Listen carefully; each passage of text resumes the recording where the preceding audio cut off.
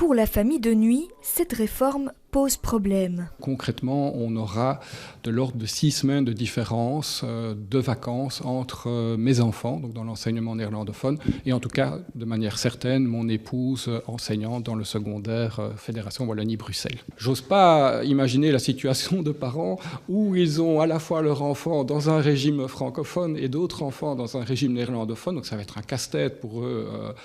Tout simplement, l'équation ne trouvera pas de solution, c'est certain. Alors, Geoffrey et sa fille Margot essayent de trouver des solutions. On passe par les stages pour réorganiser le quotidien. On trouve quelque chose, mais on sait que c'est pas évident.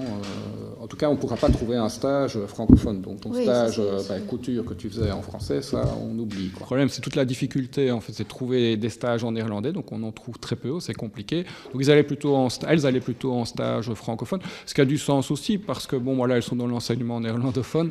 On veut garder aussi une richesse du vocabulaire. En effet, le calendrier de la communauté française va changer. 7 semaines de cours suivies de 2 semaines de congés toute l'année, ce qui pousse les vacances de Pâques à la début mai, alors que pour l'enseignement néerlandophone, les vacances seront début avril. Privée de vacances avec ses grands-parents et ses cousins, Margot a écrit une lettre à la ministre de l'Éducation. Non, parce que si on part par exemple à Pâques, à un Sun Park ou quelque chose comme ça, ils seront côté francophone.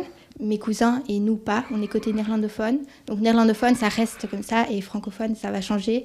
Les écoles francophones devraient adopter ce nouveau rythme dès septembre 2022.